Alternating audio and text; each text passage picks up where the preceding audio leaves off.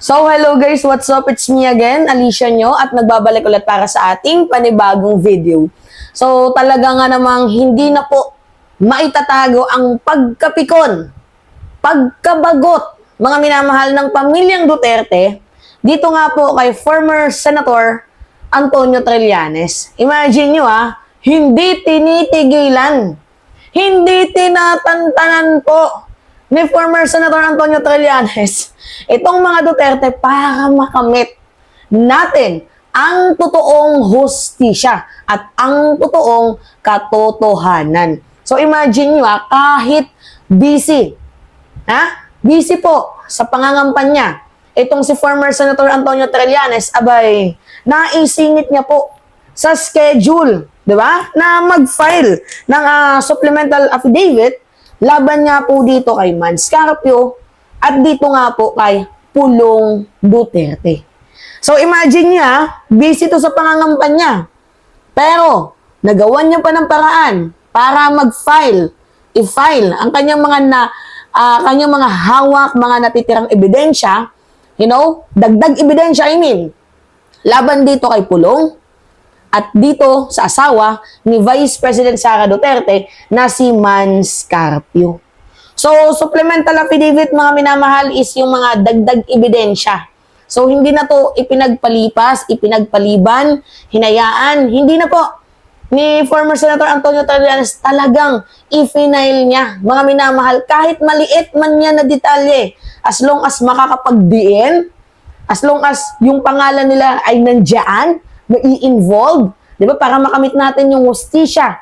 Kung ano nga ba yung totoong katotohanan, di ba? Sa aligasyon, patungkol nga po sa 6.4 billion na shabu na Ziz doon nga po sa Valenzuela dahil di umano, di ba? Sa sabwatan ng custom with Pulongs dahil kakaupo pa nga lamang po noon ni former President Rodrigo Roa Duterte. Abay, kahit sinasabi nila na they hate drugs, abay, nakakarinig tayo ng mga ganitong klaseng balita. Gusto nating malaman yung involvement, di ba, ni Pulong Duterte at ni Mans Carpio dito, yung totoong katotohanan.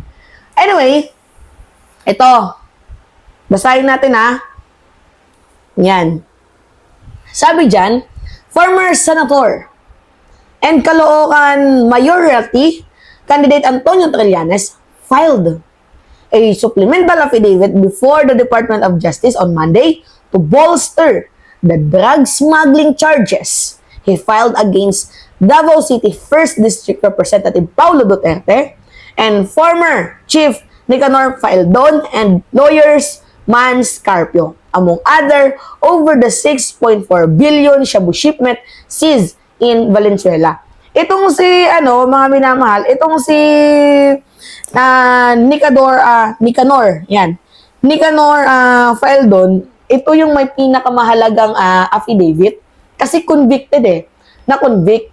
Ngayon, ang papel, 'di ba, na ginamit dito kay Nicanor Faeldon na nakapag-convict sa kanya ay gagamitin din kay Paulo at kay Mans Carpio. Kasi nga, mayroon ng sabwatan. Ang gawa ng isa, gawa ng lahat. So, kung na-convict si Nicanor Faeldon, di ba? Dito nga po sa drug smuggling, di umano, shipment, shabu, di ba? Abay, hindi rin malabo na dapat ma-convict din. Itong si Mans Carpio at itong si Paulo Duterte. Kasi sa mga hindi nakakaalam, kakaupo pa lamang po noon, 2017, if I am not mistaken.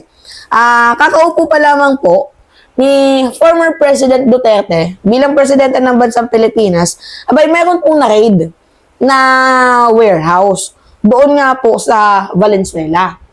Ngayon, nung na-raid yun, meron pong na-seize na 6.4 billion shabu. Which is, ito daw po, yung shabu na ito ay pinalusot sa custom, di ba? Nung panahon ng former President Duterte, galing po ito ng China. So, nakalusot, mga minamahal, nakalusot sa custom. Noon, itong si Faeldon ay naka-assign sa Bureau of Custom. Ngayon, ang sabi niya, may utos daw. Oo, utos daw mga minamahal. Pati yung ano din yung statement ni Taguba, si Mark Taguba, na nagbibigay daw ng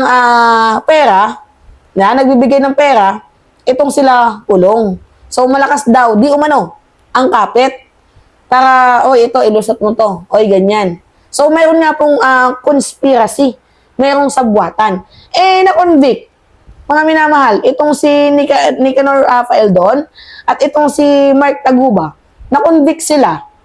So, ngayon, kung na-convict tong dalawang to, syempre, mayroong sabwatan doon. Hindi pwede na sila lang. Di ba? Dapat, pati si Mans din, kung totoo, at itong si Paulo Duterte, kung totoo, abay dapat, ma-convict din. So, yung ebidensyang ginamit, laban dito kay Faeldon, at dito kay Mike Taguba, ay ginamit na evidence din ni former Senator Antonio Trillanes, dito kay Mans Carpio, at dito kay Pulong Duterte. So, in an interview, said the additional evidence include those obtained in the hearings of the House of Representative Quad Committee or Quadcom. Nadinig natin siya, Quadcom, si Mike Taguba, na sinasabi niya na nagbigay siya ng pera ng proteksyon kay Pulong Duterte tapos napili siya to import itong shabu. Nagsalita itong si Mike Taguba. Si Mike Taguba nga lang talaga ang nadiin doon. Sa totoo lang mga minamahal, siya lang yung nadiin doon. Ito yung whole evidence na ginamit ng prosecution to convict Mark Taguba. In addition to that, the affidavit of Mark Taguba and Jimmy Guban to reinforce and validate the involvement of Pulong. So yung ebidensya ni Mark Taguba at ebidensya ni Jimmy Guban ay ginamit. Diba? Kinuha ni Trillanes. Diba? Para i-validate. Diba? Ipag-connect the dots na meron niyang involvement. Itong si Pulong Duterte at itong si Mans Carpio sa shabu shipment noong 2017 na na-seize, na-raid sa warehouse sa Valenzuela. So, in the 37-page decision dated November 18, 2024, the Manila Regional Trial Court or Branch 46 found the businessman Taguba and co-accused Erin May Tatad and Dong Yishin guilty before the reasonable doubt of violation of Section 4 of Republic Act Number 9165 or Comprehensive Dangerous Drug Act.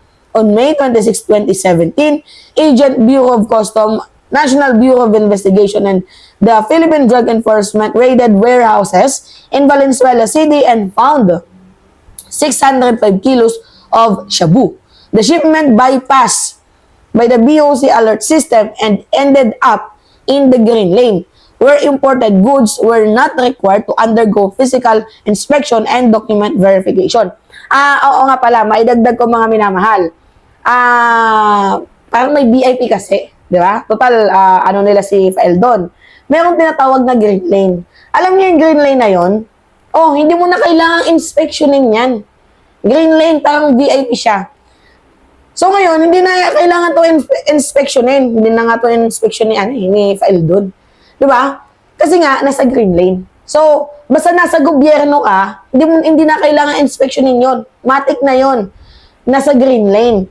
So ngayon, hindi mo na siya kailangan i-undergo sa physical inspection, tapos doon pala nila inilagay, mga minamahal, di umano, yung mga droga na nakalusot from China. Diba? So, red flag. Anyway, yun po, tapang talaga ni former Senator Antonio Trillanes, no? Talagang literal na walang inuuungan. Literal na walang inaatrasan. Literal na serbisyong totoo lamang. Imagine nyo, busy yan sa pangangampanya. Na dapat sana nangangampanya yan bilang senador, pero dahil nga merong mga documents, papers na talagang feeling ni former Senator Antonio Trillanes na makakapagdagdag ng ebidensya. Laban nga po dito kay Ibaste, di ba? Laban dito kay laban dito kay Pulong, kay Mans Carpio, abay hindi na nag-atubili. Abay i-final agad ni former Senator Antonio Trillanes. Dagdag ebidensya, syempre para makamit natin ang hostisya. Yeah? Yung totoo. Sino nga ba talaga yung ayaw sa droga at sino nga ba talaga yung totoong addict? Alright? So, nung panahon din ni Duterte, si Taguba lang at si Paeldon yung na-convict. Itong si Pulong, pati si Mans, wala. Bakit wala? Kasi si Digong nakaupo nun malakas. Ngayon na hindi na si Digong nakaupo, i-final ulit yan ni Trillanes. Alright? Yun lamang po mga minamahal. It's me again, Alicia nyo. At nagbabalik ulit sa ating panibagong video.